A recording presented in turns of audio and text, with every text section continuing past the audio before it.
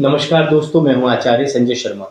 आज हम बात कर रहे हैं प्रश्न कुंडली के ऊपर। आप देखते हैं कि अहोरात्र, पूरे 24 घंटों को हम अहोरात्र कहते हैं कि इसमें सूर्य और चंद्रमा दोनों को देखना पड़ता है और उस अहोरात्र के हिसाब से जो है प्रश्न कुंडली बनाया जाता है।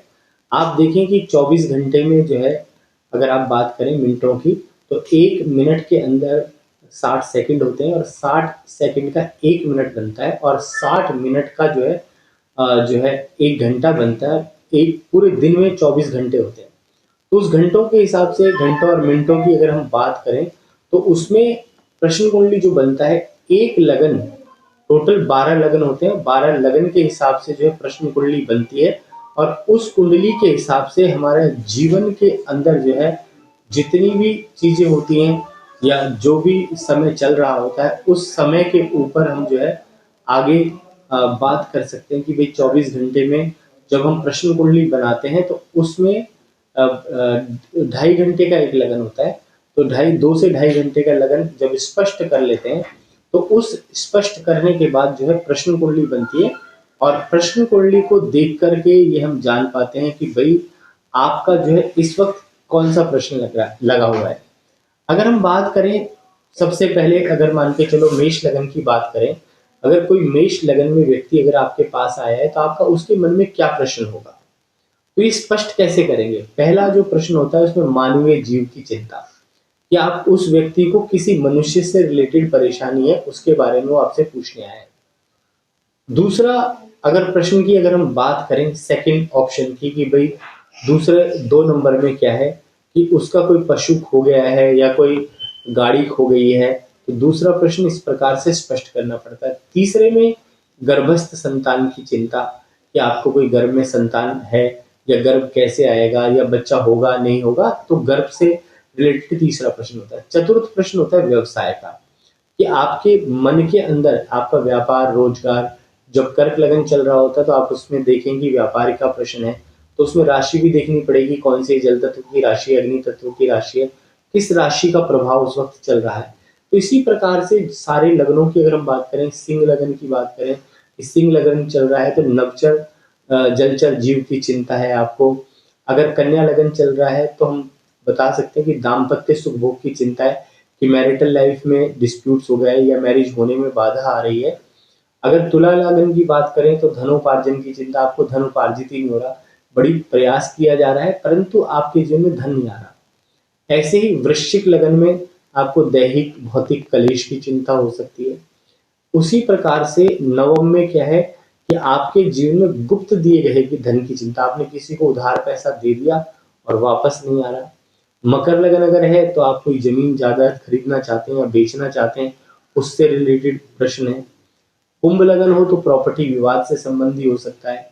मीन लगन में अगर व्यक्ति प्रश्न करने आ रहा है तो उसके ऊपर वायु, आकाश वायु प्रकोप, अर्थात आप देखते हैं कि किसी के ऊपर कोई किया कराया तो नहीं है, कोई तंत्र मंत्र का प्रयोग तो नहीं है।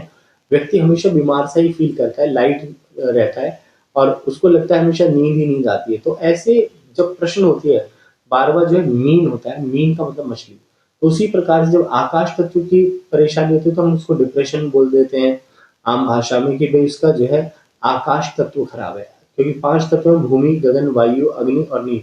5 एलिमेंट्स में से अगर एक भी एलिमेंट डिसबैलेंस हो जाएगा तो व्यक्ति को प्रॉब्लम हो जाएगी। जो भगवान शब्द की उत्पत्ति है भूमि से, गगन से, वायु से, अग्नि से और नीर से।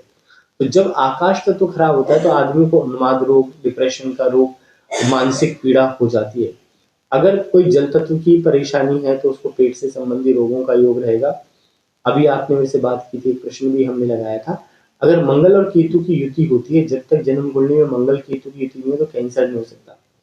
आम युग में आजकल आपने देखा कि भाई कोविड आया, आप देखेंगे एड्स की ऐसी बीमारी आई, तो वो बीमारियां कैसे होती हैं। ज्योतिष में क्या है, मंगल केतु राहु और शनि की युति हो जाए या मंगल शुक्र शनि राहु केतु की युति हो जाए तो गुप्त रोग हो जाता है। शनि केतु अगर एक साथ कुंडली के अंदर बैठा है तो आपको यूरिनरी इन्फेक्शन का डर रहेगा, या राहु छठे भाव में है तो भी इन्फेक्शन हो सकता है, केतु अष्टम भाव में है तो गायनोलॉजिकल प्रॉब्लम हो सकती है। कंसीविंग में क्या है कि जब हम देखेंगे राहु पंचम भाव में तो बच्चा होने में बड़ी दिक्कत आ रही है। मंगल बैठ गया है तो बच्चा गर्भ होके नष्ट हो रहा है, शनि हो रहा है तो डिले हो रहा है। तो ये क्या है, ज्योतिष के आधार हैं सारे। अगर उन पे डीप रिसर्च किया जाए तो किसी भी व्यक्ति को मंत्र शक्ति से, मंत्र क्या है, मंत्र एक शब्द है जो ज्ञान है, और कहते हैं कि मंत्र से एक साउंड वाइब्रेशन क्रिएट होता है, उस साउंड वाइब्रेशन से जो है व्यक्ति ठीक हो सकता है।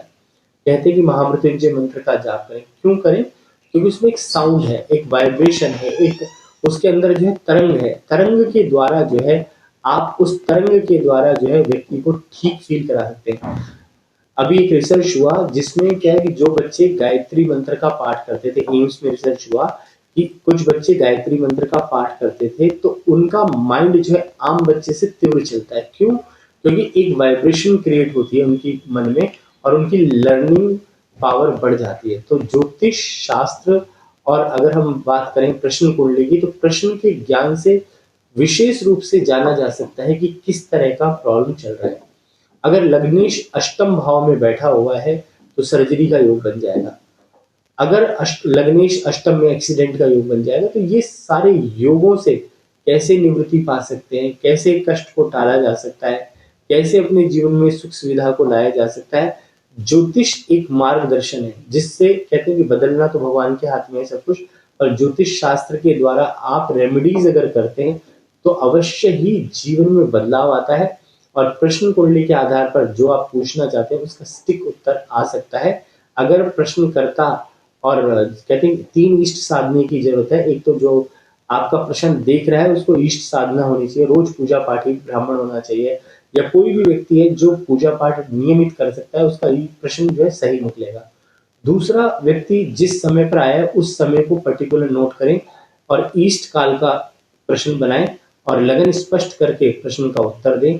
उससे जरूर फलित हो जाती हैं चीजें। कई बार क्या है, कर्मों के फल के आधार पर नहीं भी होता, तो 95% प्रेडिक्शन जो है ज्योतिष में ज्यादातर सफल होती है। 5% ऐसी होती है कि आदमी का कर्म ही खराब है, तो उससे क्या है कि उसके बारे में सही सटीक भविष्यवाणी नहीं हो पाती कई बार।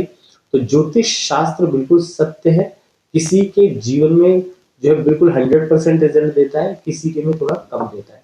तो आज हमने ये प्रश्न ज्ञान की बात की जो आपके जीवन में शुभता लाए, ईश्वर से यही प्रार्थना करते हैं, और नव वर्ष आपके लिए मंगलमय रहे। नमस्कार।